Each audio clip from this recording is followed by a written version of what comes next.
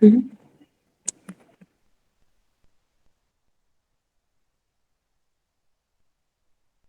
Ok.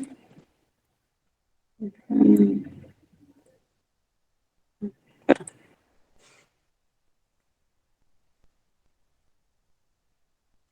ok, bueno, voy de nuevo. No sé si ya están grabando o no. Avísenme. Sí, profe. Ok. Bueno, entonces, el día de hoy yo les voy a dar como un repaso, ¿ok? Este repaso es tanto para las personas que van para final como para las personas que van a reparación. Espero que cada uno de ustedes pueda agarrar los tips que uno lance por ahí.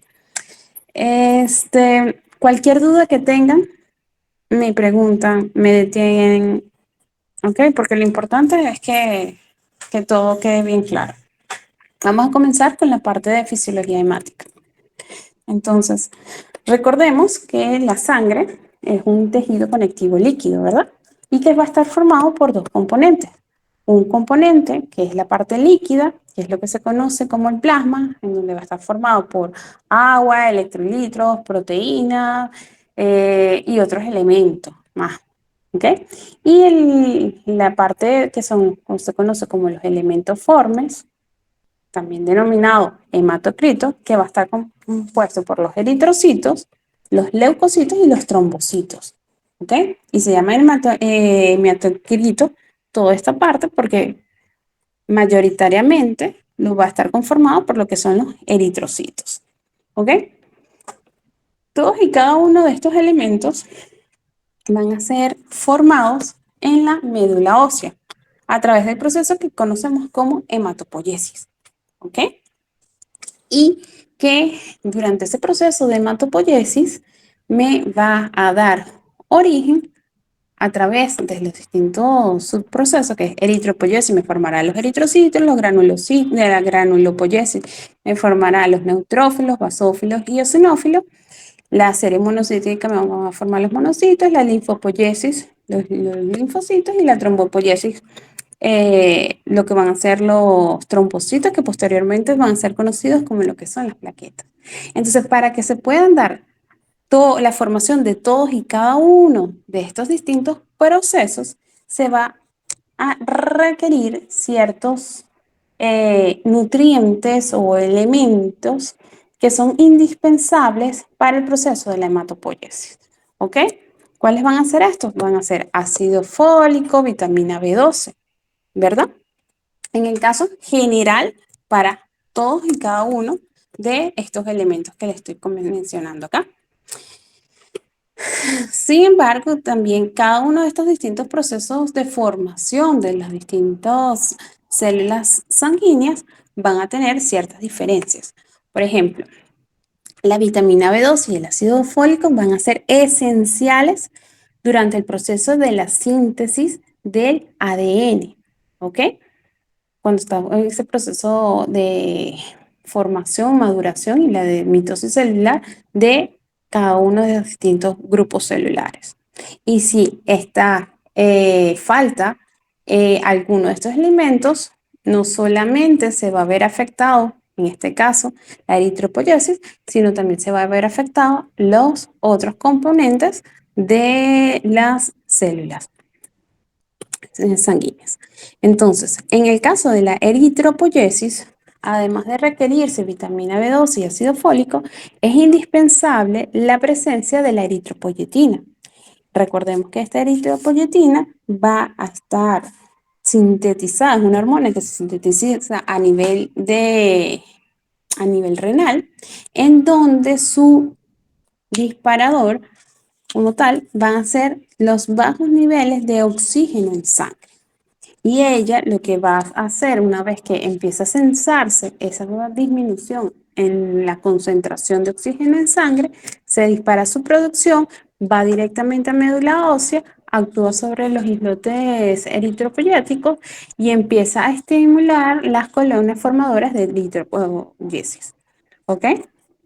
Además, favorece la maduración de todo lo que es la hemoglobina y favorece la maduración de lo que son, tanto para formar el grupo hemo como la globina, es decir, es indispensable.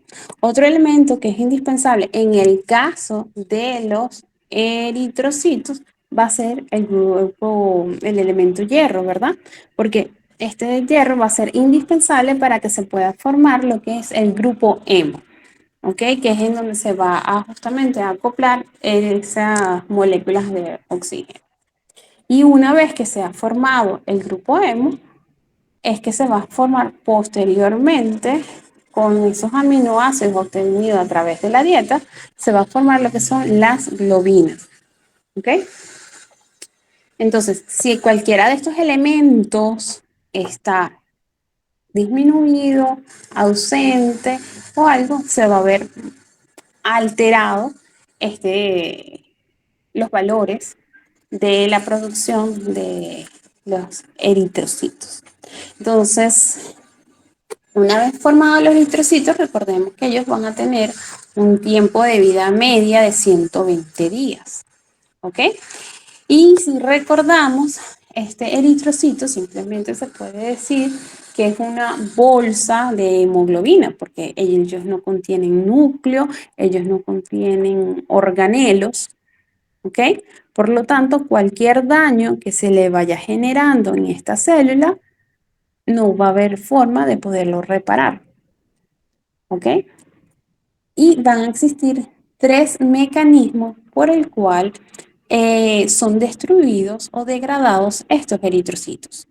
Tenemos la eritrofagocitosis, que es la más común, en donde estos eritrocitos ya senescentes van acumulando alrededor de su membrana la expresión de ciertas proteínas, como es la AEA y la C3b.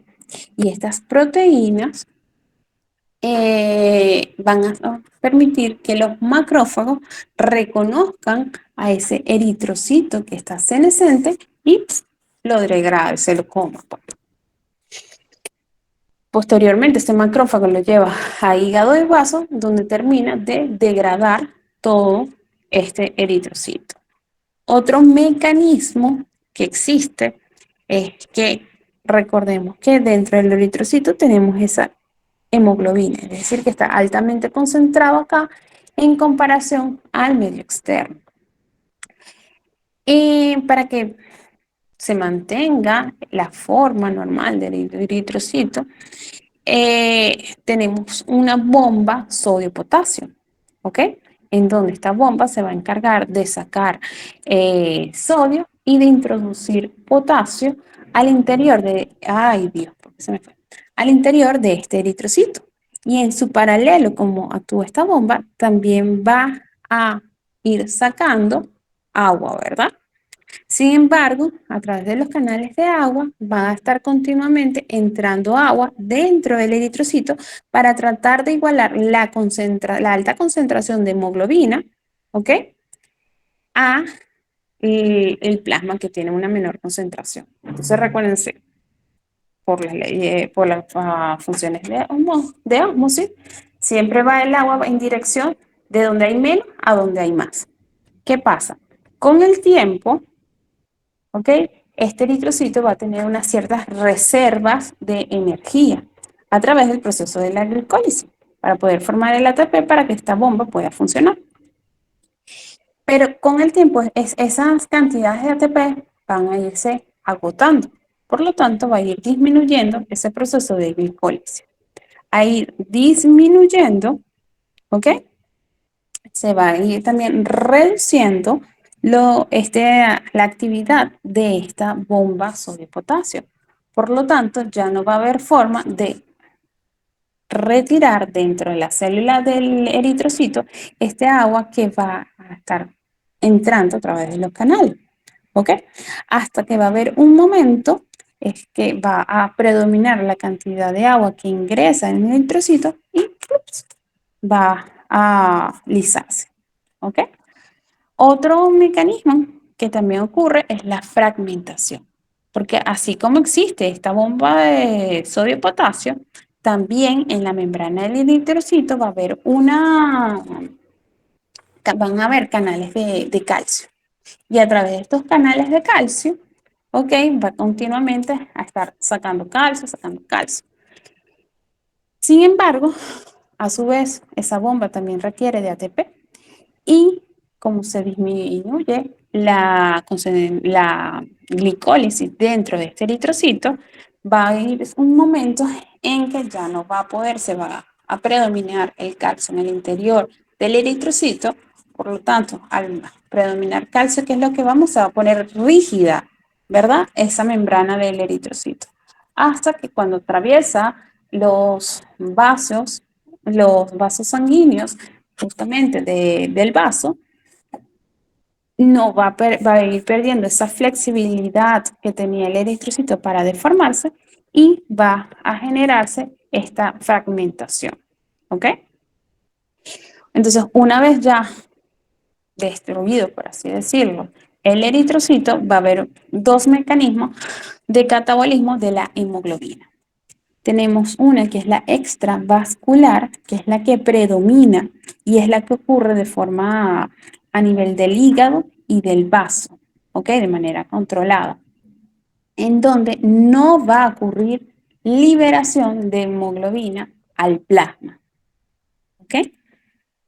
Sino que a través de una serie de mecanismos enzimáticos, esta hemoglobina va a ser degradada para después tener lo que son nuevamente la hemoglobina, el hierro y poder ser reutilizado para otro proceso de eritropoyesis. Mientras que tenemos en menor medida esta forma de catabolismo de la hemoglobina, que es la intravascular, que ocurre justamente cuando atraviesa estos vasos en donde se fragmenta y hay cierta liberación de hemoglobina al plasma. Hasta aquí, todo bien. Entonces, así como el eritrocito tiene este tiempo de vida media, la sangre también va a tener una serie de parámetros y propiedades sanguíneas, ¿verdad? Entre las propiedades sanguíneas vamos a tener principalmente, van a ser dos. Uno es la viscosidad de la sangre y otra es la velocidad de sedimentación globular. Entonces, con relación a la viscosidad de la sangre, vean acá esta gráfica. En rojo vamos a tener cuál es una viscosidad normal de la sangre. Esto lo vamos a comparar con la azul, que es el agua, y esta en clarito, rosado claro, va a ser la viscosidad del plasma.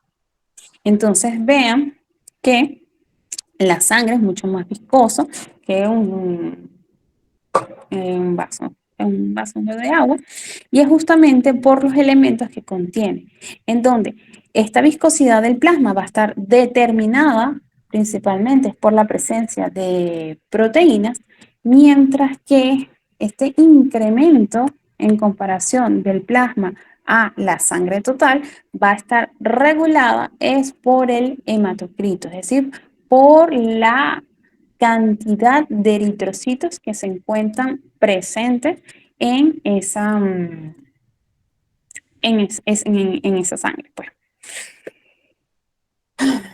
Y por lo tanto, esta viscosidad va también a su vez a determinar la agregabilidad de estos eritrocitos, que a su vez van a influir en la velocidad de sedimentación globular. Que recuérdense que esta velocidad de sedimentación globular es cuando teníamos un capilar, ¿ok? Con, con anticoagulante, ¿ok? Y se deja reposando ese capilar y uno lo que va viendo es cómo va decantando los eritrocitos unos sobre otros. Eso va a tener un cierto de tiempo en donde ocurre dentro de un estado de normalidad y obviamente esa velocidad se va a ver influenciada por diferentes factores. Uno de ellos, que es importante, que es justamente este, la viscosidad de la sangre, la diferencia entre la densidad que tengan los eritrocitos, porque es mucho mayor la eritrocito que del plasma, y también el tamaño o la forma de estos eritrocitos. ¿Okay? Entonces, mientras mayor sea ese tiempo de velocidad de sedimentación globular, lo que te puede dar es un indicativo de un proceso inflamatorio, ¿ok? Eh, También va a ser un indicativo de la cantidad, o sea, realmente este parámetro es muy global, influye en varios aspectos. También, por ejemplo, si la velocidad de sedimentación ocurre de manera muy rápida, te puedes decir que esa persona tiene un grado de anemia, pues porque tiene una poca cantidad de eritrocitos. Entonces hay que ver como varios factores. O si se tarda mucho, puede ser que esa sangre esté muy viscosa, en donde si el volumen, me refiero, esta cosita no tiene como para dibujar, no es como el Zoom. Creo que no, profe. Mm, bueno. Entonces, esas son como tal las propiedades de la sangre. En cuanto a los parámetros, vamos a tener la Una concentración duda. de hemoglobina. ¿Aló? Dime. Profe, una duda. Usted dijo que si hay una mayor cantidad de eritrocitos, esto puede indicar un problema. O sea, No, no. lo que pasa es que Dependiendo. es Ajá, como dime. una duda de un caso. Por lo menos una persona que se encuentra en las alturas y está respirando una presión parcial de oxígeno menor, tiene que producir una mayor cantidad de eritrocitos para tener más hemoglobina y poder transportar mejor este oxígeno que tiene disponible. Ujú. Eso lo estábamos viendo con la profesora Monbrón ese día.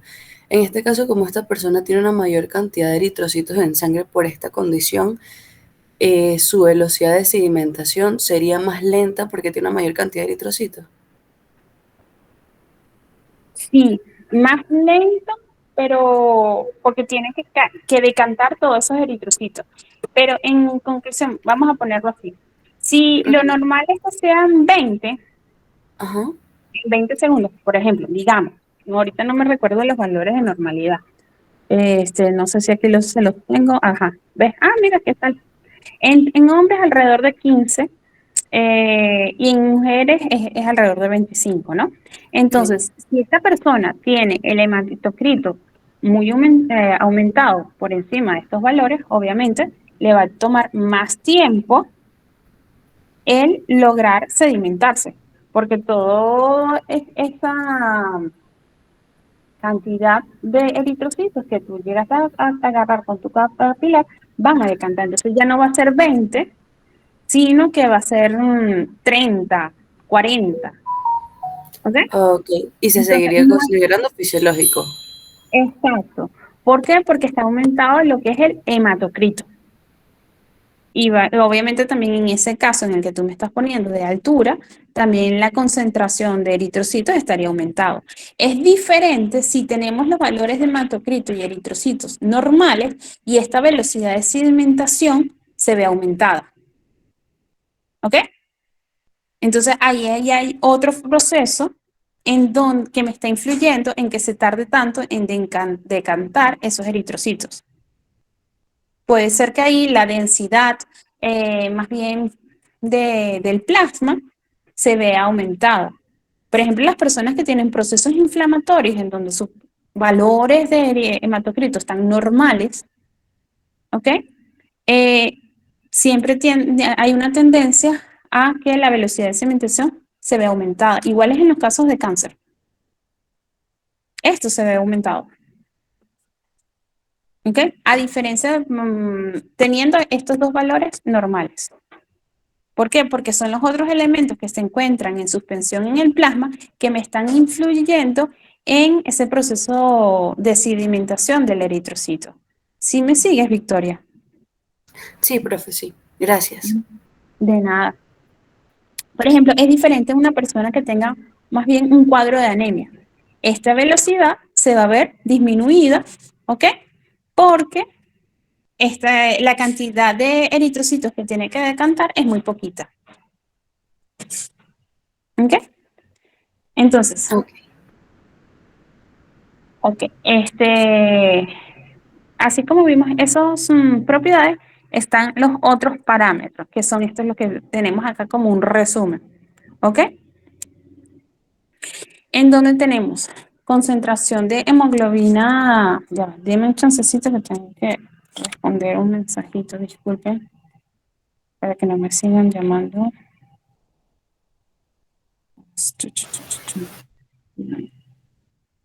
¿Alguno otro tiene otra pregunta?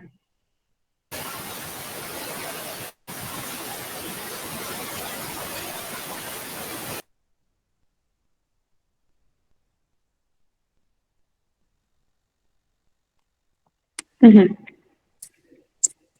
Bueno, ay, déjame tomar agua.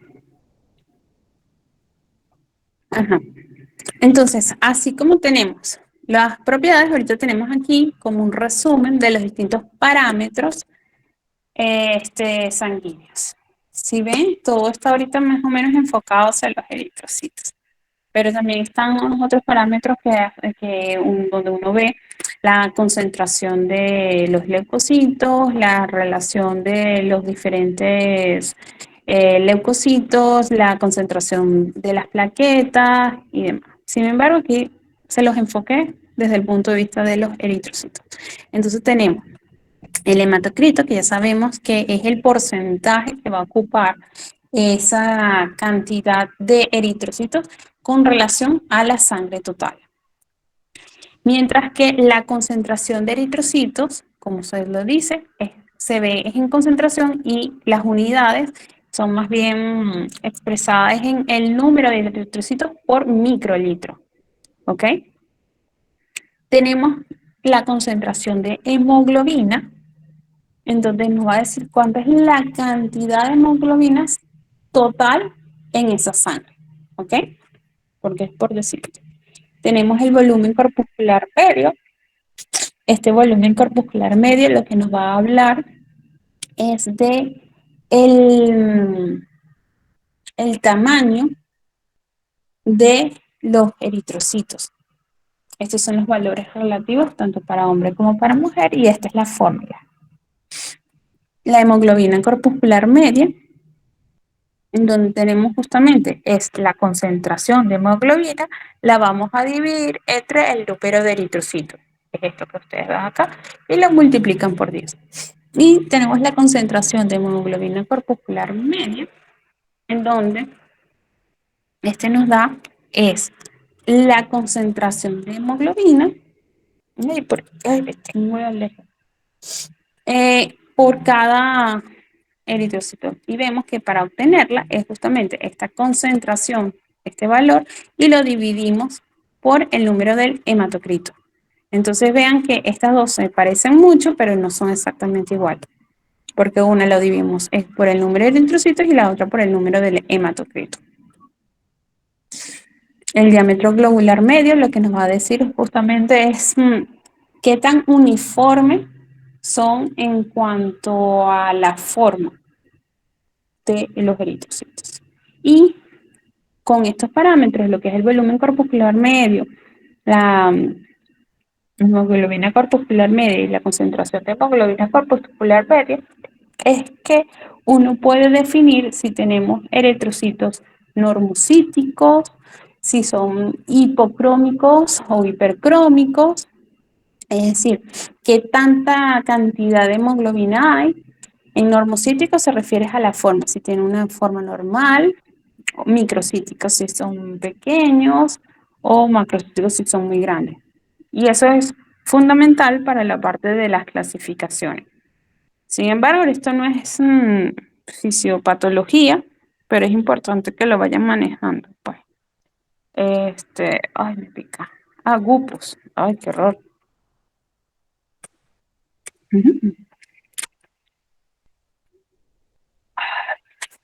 Entonces, ¿tienen alguna duda hasta acá? ¿Aló? No, profe. Okay.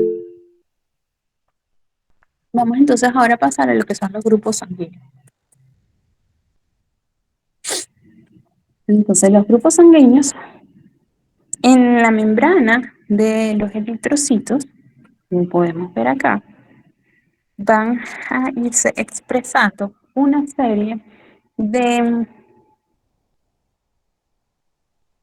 antígenos. por así decirlo, de proteínas. Estos distintos antígenos, que son cada una de estas cositas que ustedes ven acá, en la superficie, van a ser generados de distintos componentes. Entonces vamos a tener antígenos formados por carbohidratos, por glicoproteínas, otros que son reguladores de complemento, algunos que son de origen como enzimas, otros que son transportadores de canales y otros que son de moléculas de ácido. Entonces, cada uno de estos distintos antígenos se van a ir agrupando y es lo que va a conformar los distintos grupos sanguíneos. Alrededor del mundo existen unos 43 sistemas de grupos sanguíneos. Aquí más o menos se los dejo resumido. ¿Ok? Deme un chancecito. Ay, tengo alergia. A tomar un antialérgico ya.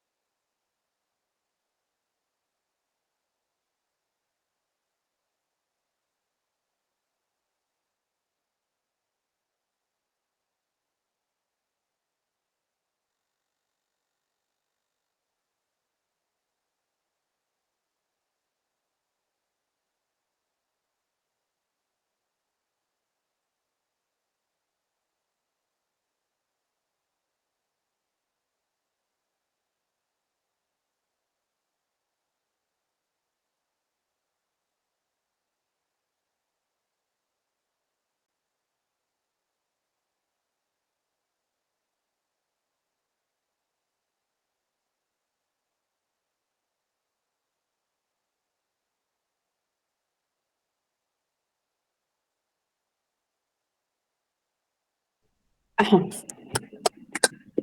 Bueno, entonces como le estaba diciendo, la agrupación de estos distintos sistemas de antígeno es lo que me va a formar los grupos de antígeno. Hay algunos grupos sanguíneos, los grupos antígenos, los grupos sanguíneos. Entonces, hay algunos que son de predominio en, en la población. Y esos son los que se denominan. Ay, me pica. Ajá. Mm, ajá, y esos son los que van. Qué rico. Ajá. Y estos grupos sanguíneos, que son los que predominan en la población, son los que se denominan los comunes, frecuentes, mientras que hay otros que son irregulares. ¿Ok? Entonces, esto por un lado. Por otro lado, todos estos distintos grupos de sistemas sanguíneos son los que me van a generar sus anticuerpos, mejor dicho. Básicamente van a ser de dos tipos, las IgM, ¿ok? Y de tipo IgG. Los más frecuentes son son los anticuerpos de tipo IgM, ¿ok? Que son en la mayoría. Mientras que los anticuerpos de tipo IgG van a ser adquiridos, ¿ok? Se presenta más que todo en el grupo Rhesus y no se obtienen de forma natural, ¿ok? Sino que cuando se encuentran expuestos ante un antígeno contrario al que ellos contienen, es que va a venir a expresar ese anticuerpo, ¿ok? Por otra parte, también con respecto a los grupos sanguíneos, vamos a tener unos grupos sanguíneos que son como lo más dominante o que genera una mayor respuesta antigénica, como va a ser el grupo ABO y el grupo Rhesus. Entonces, aquí en resumen, le dejo. Por este lado vamos a tener la del sistema ABO y de este lado vamos a tener el del sistema Rhesus. ¿Ok? Esto acá va a representar es lo que vamos a encontrar en el plasma, mientras que esta línea acá va a representar los antígenos, es decir, lo que está presente en la membrana del eritrocito. Entonces, para que una persona sea considerada del grupo sanguíneo A, ¿qué quiere decir eso? Que en su membrana va a haber antígenos o también denominada aglutinógenos de tipo A. ¿Ok? Mientras que si está presente acá, o mejor dicho, lo que no está presente en la membrana del eritrocito se va a expresar en forma de anticuerpo. Por lo tanto, las personas del grupo sanguíneo A van a tener aglutinógenos A en su membrana y en la sangre vamos a tener aglutininas o anticuerpos anti-B. En el grupo B vamos a tener los aglutinógenos B, está representado por este colorcito, y en su plasma vamos a tener aglutininas contra A. Las personas que son del grupo sanguíneo ABO, ¿qué quiere decir? Que va a expresar ambos tipos de antígenos, antígenos A y antígenos B. Entonces, como presentan los dos tipos de antígenos, en su plasma no va a tener ningún anticuerpo, mientras que las personas del grupo sanguíneo O, como no presentan ninguno de los dos tipos de antígenos en su membrana, ¿ok? Vean lo que está simplemente así. Va a presentar en el plasma los dos tipos de anticuerpos, anticuerpos anti-B y anticuerpos anti-A, ¿ok? Tenemos también dentro de este grupo sanguíneo ABO, hay dos características más. Recuerden que las personas del grupo sanguíneo A existen dos tipos de A1 y A2. Y tenemos también el grupo sanguíneo que se denomina Bombay, en donde este grupo sanguíneo, ustedes ven estas cositas en negro, ¿verdad? Esta cuestión en negrito, que yo se lo estoy identificando, es la estructura base de carbohidratos sobre el cual se ensambla cada uno de los distintos carbohidratos para formarme los antígenos A y los antígenos B. Sin embargo, esas personas del grupo sanguíneo Bombay, esto no lo tienen, esta estructura base. Entonces, ese tipo de personas se denominan como H, ¿ok? Y van a tener anticuerpos contra B, anticuerpos contra A y anticuerpos contra esta estructura de los carbohidratos. Sería anti-H, ¿ok? ¿Por ahí estamos bien? No, profe, ¿puedes repetir eso último, por favor? Que no sé si fue sin o el mío, pero se entrecortó un poquito y no me quedó claro. Ok, bien, vale. Déjame ver si se los busco acá. Chucha.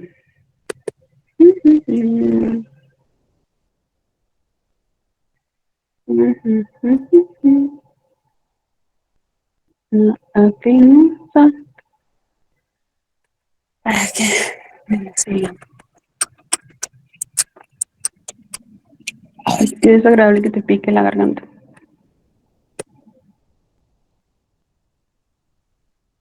Ábrete, pues.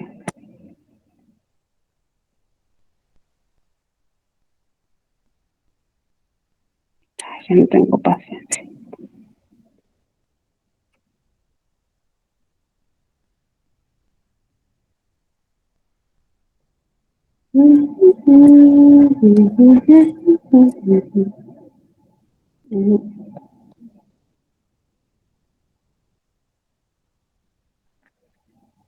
Ujú. Aquí, ¿la estás viendo? Sí. Tenemos nuestros eritrocitos, ¿ok? Así, simple. Como estamos hablando del sistema ABO, los antígenos que son de base de carbohidratos, en donde tenemos esta cadena de oligosacáridos, que va a ser nuestra cadena precursora, a la cual se le va a acoplar la galactosa y la fructosa, ¿ok? Y como tal, así, sin nada, solamente esta estructura, ay, bendito Dios, va a ser nuestro O, ¿ok? Porque esta es la estructura base. Recordemos que los grupos sanguíneos del sistema ABO van a heredarse a través de las leyes de Mendel, ¿ok? Y el alelo es justamente el H. Entonces, para que una persona sea del grupo sanguíneo B, a esta estructura base se le va a unir una galactosa. Y esto es lo que te forma los antígenos tipo B. Mientras que las personas que son A, no se le une esta galactosa, sino se le une la N-acetil galactosamida. ¿Ok? Y esto es lo que te hace que se forme en la superficie de este eritrocito que esa persona sea del grupo sanguíneo A. ¿Qué pasa? Ay, bendito. Tenemos a otras personas, que este sería el grupo Bombay, ¿ok? Que no tiene la capacidad, no tiene las enzimas para unirse esta fucosa, ¿ok? Y entonces esta persona, que sería del grupo Bombay, que sería H minúscula, va a tener anticuerpos contra, por así decirlo, O, contra B y contra A. Ahora sí me sigues, Victoria. Sí, profe, ahora sí. Ok. Yo aquí ahora les digo una cosa.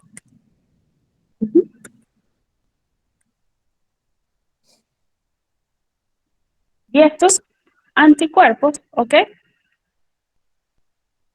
Recuerden que este sistema ABO se encuentra conservado, no es algo que solamente esté presente en el humano, sino que se encuentra conservado a todo lo largo de, de la evolución. O sea, los animales también tienen un sistema ABO, hasta las mismas plantas.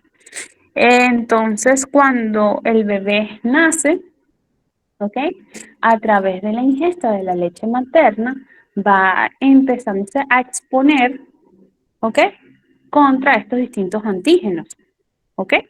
Y de esa forma su sistema inmunológico va a ir desarrollando estos distintos anticuerpos, porque ve que si no lo tengo presente en mi membrana, entonces genero anticuerpos, ¿ok? A diferencia del grupo sanguíneo Rhesus. En el grupo sanguíneo Rhesus,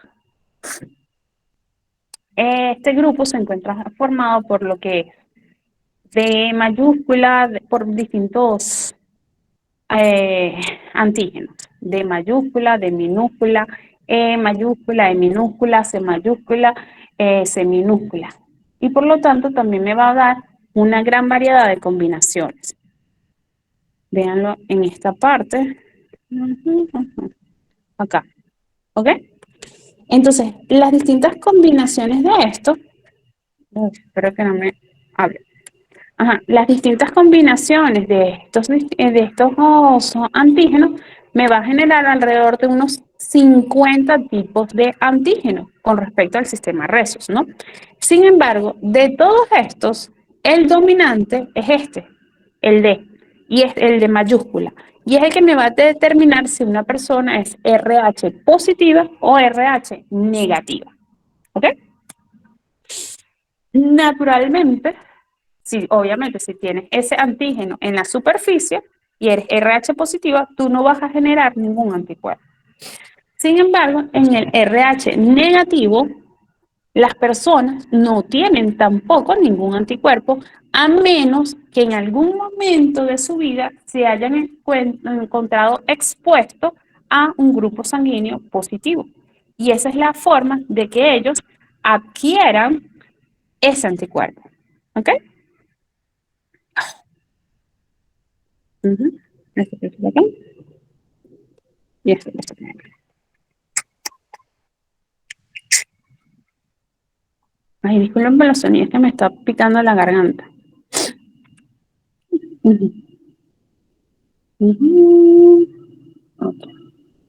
Entonces ahora vamos a ver cómo en base a esta parte de ambos grupos sanguíneos, si no tienen ninguna duda o si tienen. Bueno, vamos a ver ahora la parte de las transfusiones. Entonces, cuando hablamos del sistema BO, el donante universal de eritrocitos va a ser el sistema O, ya que él le puede donar a sí mismo a B y B. A le puede donar a B y B le puede donar a B. Y a B solo puede donar eritrocitos para sí mismo. En el caso del sistema Rhesus, negativo le puede donar a positivo. Pero esto, positivo, nunca puede donar eritrocitos a una persona que es RH negativa.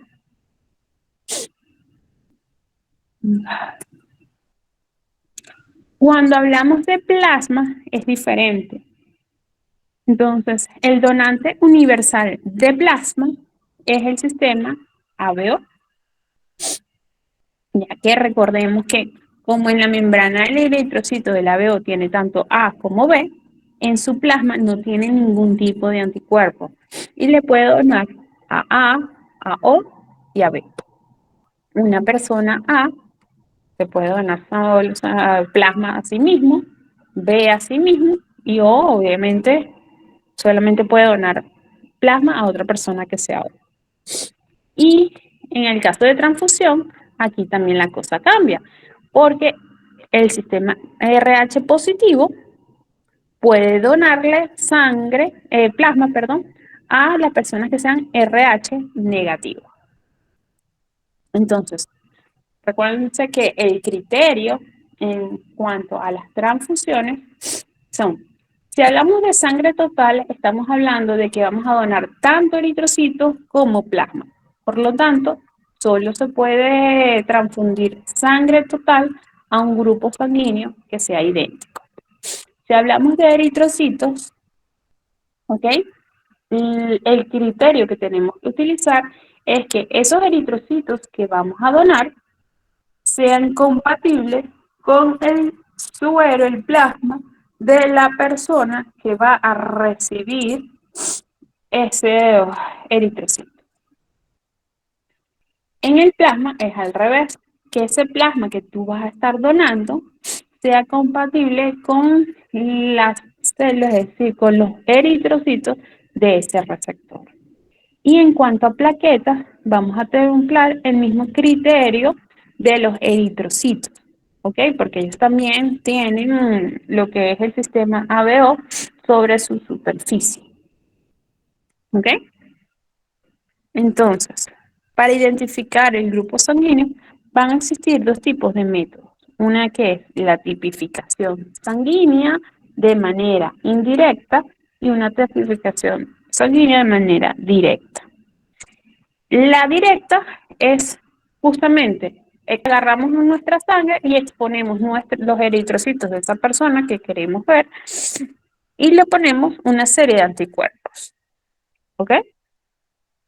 Entonces, al tú colocarle justamente estos anticuerpos, donde tú ya sabes que son anti-A, anti-B o anti-D, vas a reconocer los antígenos presentes en la membrana de estos eritrocitos a través de este proceso de aglutinación. Mientras que a través de una tipificación indirecta, más bien vas a reconocer cuáles son los anticuerpos presentes en el plasma de esa persona. Porque tú lo vas a exponer, la sangre de él es a eritrocitos que ya tú conoces, que son A1, A2, B y O. ¿Ok? Estos se obtienen de forma comercial. ¿Tienen alguna duda acá? Profe, Camila había puesto por el chat de aquí que quería que usted repitiera lo del plasma. Ya voy. Para ver, plasma. Profe. Ajá.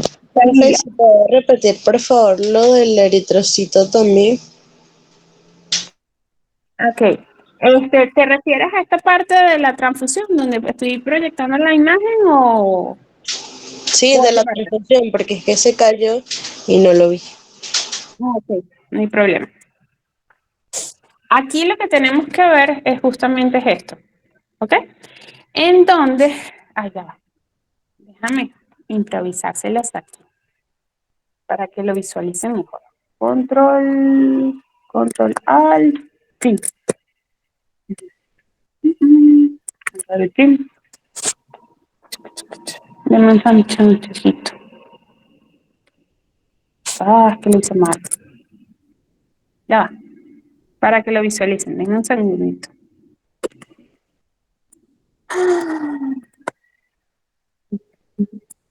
Control Alt, fin. Ujú, ujú. ¿Por qué? No.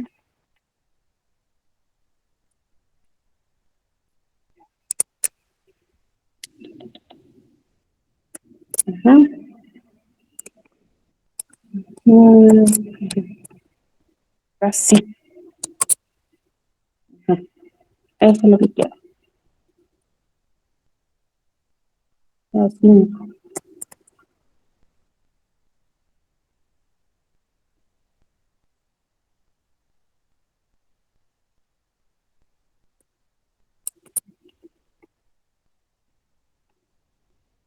Vamos a un pedacito para que ustedes lo visualicen mejor.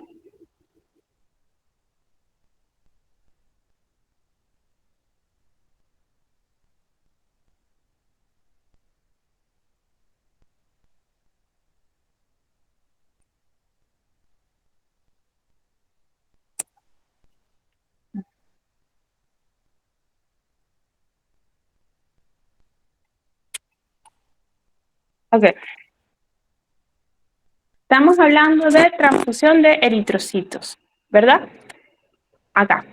Es decir, vamos a transfundir es esto, lo que está acá, nuestro eritrocito completo. Por lo tanto, ¿cuál de estos eritrocitos va a ser nuestro donante universal? El sistema O, ¿verdad? Porque aquí, en su membrana, no tiene ningún tipo de antígeno. Entonces, él le puede transfundir a B o a B. ¿Ves? Como lo ven acá. A le puede transfundir a B. ¿Por qué? Porque vean, en el eritrocito de AB está presente el antígeno A y en el plasma de esta persona no hay nada que interaccione con esto. ¿Ok? Entonces por eso se le puede transfundir. Y en el caso de B es lo mismo. Aquí en el plasma del AB no hay nada que me interaccione con el grupo sanguíneo B. Por eso que también le puede transfundir. En el caso del sistema AD, Resus, el negativo le puede transfundir eritrocitos al positivo, que es lo que vemos acá. Negativo a positivo. De forma inversa, nunca. ¿Ok? Con relación a la transfusión de plasma. Es decir, vamos a transfundir esta parte que ustedes ven acá. ¿Ok? ¿Cuál de estos cuatro no tiene nada en su plasma? No tiene ningún tipo de anticuerpo. Va a ser el sistema ABO, ¿verdad? Porque aquí no hay nada. No hay ningún tipo de anticuerpo. Entonces, como en él aquí no tiene ningún tipo de anticuerpo, porque en su plasma tiene todos los antígenos, entonces él le puede transfundir plasma a O y a B. Caso de acá, Bueno, las personas del grupo sanguíneo RH positivo jamás van a producir un anticuerpo, ¿verdad? Contra el grupo sanguíneo RH. ¿Por qué? Porque en su membrana tienen justamente ese antígeno D. Por lo tanto, él le puede transfundir plasma de una persona positiva a una persona negativa. ¿Ok? Cosa contraria que no se puede hacer con el grupo sanguíneo RH negativo, porque uno no sabe si esta persona en algún momento ha estado expuesta contra un eritrocito que sea RH positivo y haber generado anticuerpos para este grupo. Ahora sí me sigues, Camila. Ok, profe, entonces suponiendo que la persona nunca haya estado expuesta, sí se puede hacer, pero como no se puede comprobar, no se hace por seguridad. Por seguridad no se hace. Exactamente. Como tal, en los bancos de sangre, ellos tienen toda la maquinaria, todo el kit de tipificación que vemos aquí presente, ¿ok? Ellos lo tienen.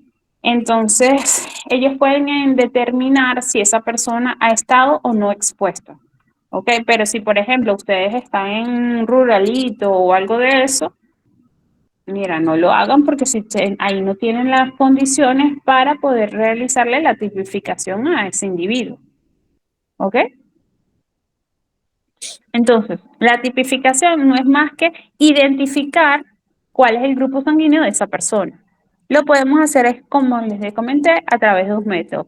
Uno es averiguando qué es lo que tenemos en la membrana del eritrocito, que es esta tipificación directa, o averiguando cuáles son los anticuerpos presentes en el plasma de ese individuo, que es la tipificación indirecta. ¿Ok? Entonces, con respecto a la tipificación directa, agarramos eso.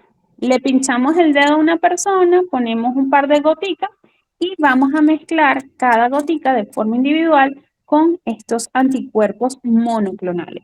Es decir, en cada uno de estos frasquitos solamente vamos a tener anti-A, en este solamente vamos a tener anti-B y en este solamente vamos a tener anti-D. ¿Ok?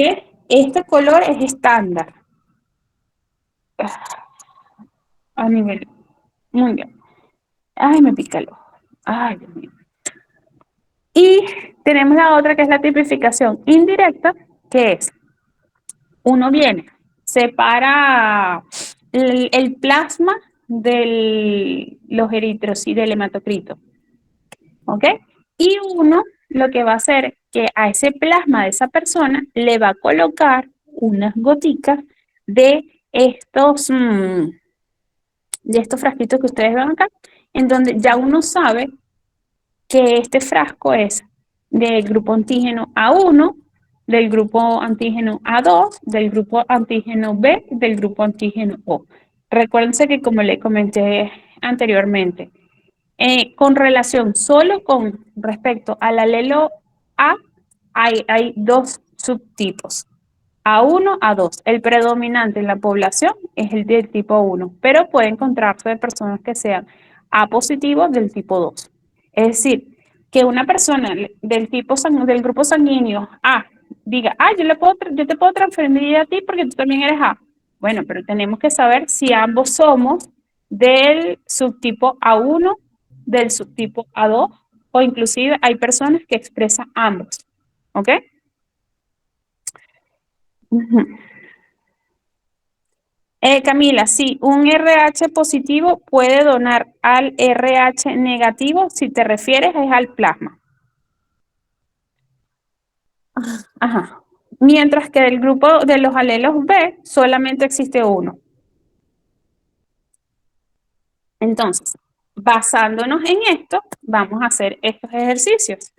Tenemos acá, ¿cómo uno puede saber si interaccionó o no interaccionó a través de este proceso? Aglutinación. Este proceso de aglutinación no es más que el reconocimiento del eritrocito por dicho anticuerpo al que tú estás exponiendo. Ya sea por este método o por este método, tú vas a encontrar esta aglutinación. A nivel, si lo llegas a ver en una especie de frotis, esto es lo que ustedes observan. ¿Ok? Entonces, tenemos tipificación directa. Si tenemos un suero anti-A que no aglutina, un suero anti-B que no aglutina y un suero anti-D que sí aglutinó, ¿qué grupo sanguíneo es este primer paciente?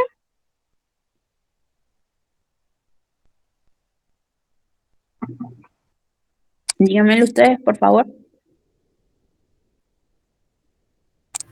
Sería grupo O porque no tiene antígenos para A ni para B. Ajá, muy bien. ¿Es O? ¿Es positivo o es negativo? Positivo. Porque aglutinó el antígeno D. Muy bien. ¿Y en el segundo caso? AB negativo. Muy bien. ¿El siguiente? Respondo B yo. positivo. Ujú. B positivo, tú dices que es el segundo, el tercero. A Sí, positivo. dijo B positivo. Miren con quién está aglutinando. Esto es tipificación directa. Es decir, está aglutinando con A, pero no con B. A Entonces, positivo entonces. exactamente. Y el cuarto es, B negativo. muy bien. Entonces, ahora, si lo hacemos de manera indirecta,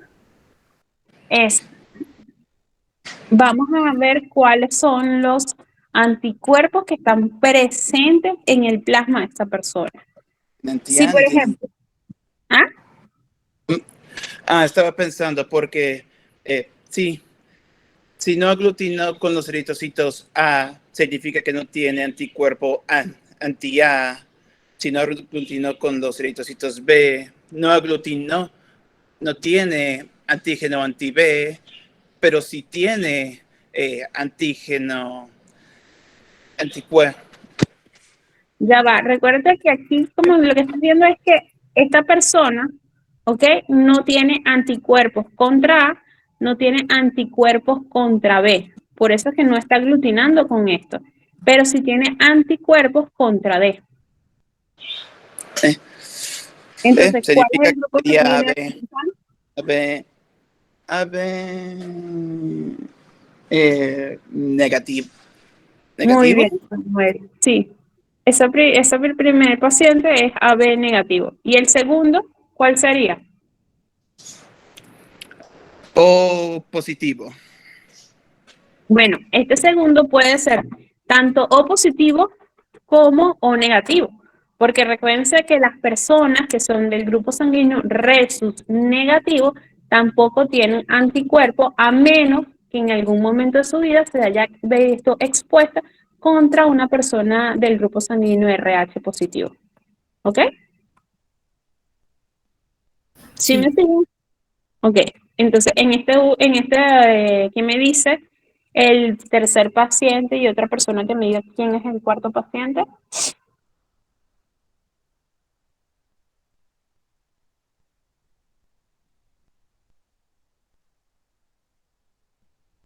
Sería un grupo A negativo. A negativo, el tercer paciente. ¿Estás segura, Victoria? Ahí me confundí con con la tipificación directa. Sí, por eso le estoy haciendo hincapié de que esta es la indirecta. Vean que aquí es Es B negativo. Ya el grupo B. exactamente. El tercer paciente es B negativo. ¿Por qué? Porque al aglutinar con eritrocitos A, nos quiere decir que tiene anticuerpos contra A. Es decir, ¿quiénes tienen anticuerpos contra A? El O y el grupo sanguíneo B. Pero al no aglutinarme con B, quiere decir que tiene antígenos B. Por lo tanto, es un grupo sanguíneo B. Y al aglutinarme con el D, quiere decir que es RH negativo. Y en este cuarto, ¿cuál sería?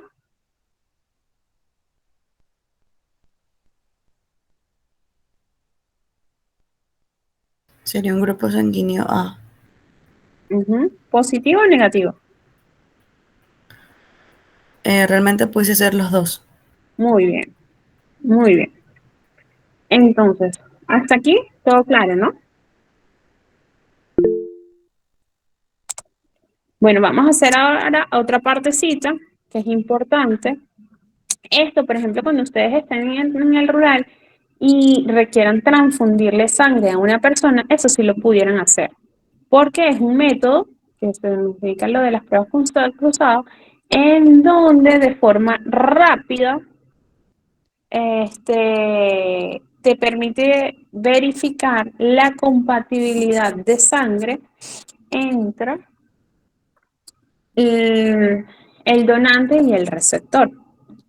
Estas pruebas cruzadas van a ser de dos tipos. Se realiza una prueba mayor, una prueba menor y siempre tiene que hacerse con un control. En donde en la prueba mayor vamos a mezclar los eritrocitos del donador con el suero del receptor y se coloca así. 2 goticas del suero del receptor con una gotica del suero del donador. Y lo que vamos a ver es si hay aglutinación o si no hay, si se mantiene la sangre exactamente igual. Si llega a haber aglutinación, ¿qué nos quiere decir eso? Que hay incompatibilidad, que tú no puedes realizar esa transfusión y lo dejas hasta ahí. No, búscate otra persona. Mientras que en la prueba menor vamos a mezclar el suero del donador con los eritrocitos del receptor. ¿Ok? Igual, si hay aglutinación, nos dice que no se puede transfundir sangre completa. Entonces, si no hay aglutinación, ¿qué quiere decir? Que esa persona es compatible. ¿Ok? Y le puedes realizar la transfusión de sangre completa. Esto también es importante hacerlo siempre con un autotestigo. Y es mezclar el suero del receptor con los eritrocitos también de la persona que va a recibir esa sangre. Y eso nos va a permitir de observar si esa persona no tiene ningún proceso autoinmune en donde su propio sistema genere aglutinación contra sus propios eritrocitos, que hay algunos casos en donde eso ocurre, ¿no? ¿Y por qué esto se denomina prueba mayor? ¿Por qué? Porque aquí estamos evaluando, son los eritrocitos que vamos a donar. Recuérdense que cuando vamos a hablar de una transfusión de sangre, uno de los elementos que va a estar en mayor concentración van a ser los eritrocitos. ¿Y qué pasa si llega a haber una aglutinación? Como yo les dije en el proceso anterior, va a empezarse que se les dije al comienzo, va a haber es la destrucción de estos eritrocitos. Y va a haber entonces, de forma diseminada, exponerse lo que va a ser la hemoglobina de forma libre, ¿ok? De manera intravascular. No sé si me siguen o no. Mientras que, ok, cuando uno va a hacer una transfusión de sangre, ¿ok? La mayor cantidad va a ser eritrocitos que plasma, ¿ok? En esas bolsitas. Y si tú llegas a donar eritrocitos que vayan a aglutinar, que te vayan a generar, échame para atrás. Que te vayan a generar esto, ¿ok? Esta aglutinación a lo largo, lo que te va a generar es esto. Destrucción del eritrocito, ¿ok? Entonces, si tú transfundes una gran cantidad de eritrocitos y te genera esa aglutación y se va a terminar liberándose esta hemoglobina de forma intravascular. Es decir, este porcentaje ya no va a ser un proceso normal de un 10 a un 20%, sino que más bien va a haber diseminada a través del plasma grandes cantidades de hemoglobina. ¿Qué va a generar? Que te va a subir, esa persona le va a dar ictericia, ¿verdad? Y esta relación se va a invertir. Entonces, en vez de ayudar a esa persona que tú le estás transfundiendo la sangre, más bien le vas a generar una complicación en un cuadro clínico. ¿Ok? Por eso que eso se denomina que es la prueba mayor. porque tú lo que estás evaluando son esos eritrocitos.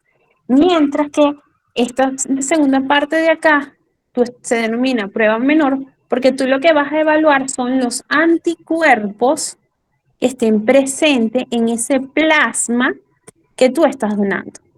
Y esa cantidad de plasma va a ser siempre en menor proporción a la cantidad, eso se va a encontrar una cierta diluido, por así decirlo, con respecto a la sangre de ese paciente. Entonces, si te puede generar esta cierta aglutinación, ¿ok? Pero va a ser en menor cantidad a que si tú le pones una gran cantidad de anticuerpos, de eritrocitos que no son compatibles con esa persona. Ahora sí ven la relación porque se denomina mayor y menor. ¿Aló? Sí, profe, más o menos. O sea, es cuestión también de sentarme con eso. Bueno, vamos a verlo acá. ¿Ok? Aquí tenemos como un ejercicio en donde tenemos en la prueba mayor, vamos a evaluar son los eritrocitos, prueba menor, el plasma. Y aquí vamos a decir si se puede o no se puede.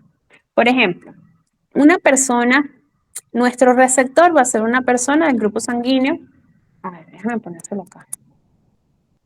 Para que lo vean fácil de una vez. 4.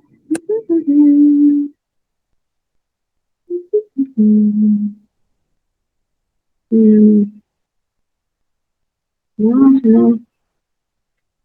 Ya va. Denme un chancecito que es para que lo vean con mayor facilidad este ejercicio.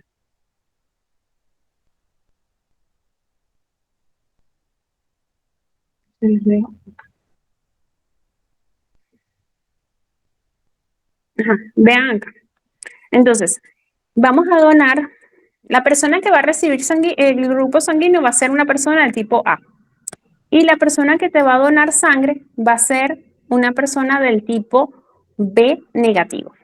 Entonces, vamos a transfundir, son estos eritrocitos a esta persona. ¿Va a haber aglutinación, sí o no?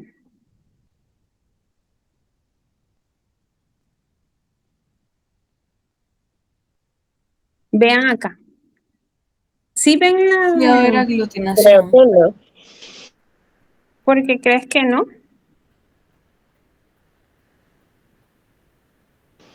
No sé cómo explicarlo.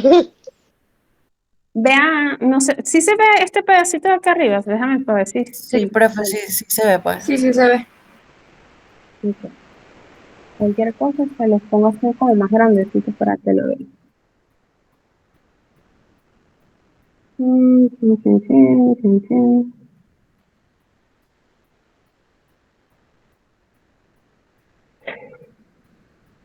Ajá, si yo transfundo esto, hay algo acá que me va a reconocer esto. Sí, Entonces, ¿va a haber aglutinación? ¿Sí o no? sí va a haber aglutinación. Ajá, va a haber aglutinación. Lo representamos con signo de más. Y si ahora yo voy a transfundir es esta parte, es el plasma, ¿no? En la prueba menor. ¿Va a haber algo en este plasma que va a ser reconocido, que me va a reconocer en los eritrocitos de esa persona? Sí, Sí, ¿verdad? Entonces sí va a haber también va a haber aglutinación. aglutinación. Por lo tanto, esta transfusión de sangre completa, cuando hablamos de completa es tanto eritrocitos como plasma. ¿Se puede hacer? No, No, está prohibido, ¿verdad? Porque por donde lo vea, más bien lo que vas a hacer es aglutina. generar. Exactamente. Ahora, vean, hagan ustedes este ejercicio. El RH, el que lo va a recibir va a ser una persona A positiva y el donador va a ser una persona O negativa. ¿Cómo va a ser? No habrá aglutinación en prueba mayor. No. Ajá, ¿por qué, Samuel? ¿Por qué no? Porque el grupo O no tiene en los anticuerpos contra contra A, así No, que no puede tienen anticuerpos, no tienen los antígenos. Recuérdate que en la superficie son los antígenos. En el plasma, los anticuerpos. pues, bueno, no tienen los antígenos A ni B, así que puede donar a Ajá. eritrocitos. Entonces, en la prueba mayor va a ser negativa y en la prueba menor también va a ser negativa. No, será positiva, porque si está donando, porque tiene los dos anticuerpos. No, espera. Exactamente. Muy bien. Entonces, ¿qué le podemos transfundir acá? Solo plasma. Solo los eritrocitos, ¿no? Solo los eritrocitos, perdón. Ujú. Los demás siguen el ejercicio. Victoria, Rosalinda, Roxana, Verónica, Alana. Sí. Ok. Entonces, ahora, en esta tercera línea, el receptor es AB, es decir, esta persona es la que va a recibir la sangre. Y el donador es A, es decir, esta persona es la que va a donar. En la prueba mayor, ¿hay aglutinación? ¿Sí o no?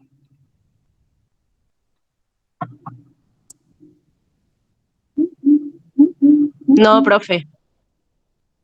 Sí hay aglutinación. Porque tú dices que si hay aglutinación. Porque el grupo AB tiene al antígeno B y el grupo A en su plasma tiene para reconocerlo, tiene ese anticuerpo. Ajá, pero estamos hablando de la prueba mayor. Es decir, lo que yo voy a donar es antígeno A positivo. Es decir, yo voy a donarle esto. Aún En el así, plasma de esta persona hay algo que me va a reconocer a esto. Es negativo Ay, no, porque la no estaba se viendo al revés. reconoce. La estaba viendo al revés. La estaba viendo como que el donante era la B. Ujú. Entonces, no va a haber, en la prueba mayor no va a haber aglutinación, pero en la prueba menor sí va a haber aglutinación. ¿Por qué? Porque estos antígenos anti-B pudieran interaccionar con los aglutinógenos B presentes en el grupo sanguíneo, en los eritrocitos AB. Entonces, solo eritrocitos, y en el caso de aquí abajo,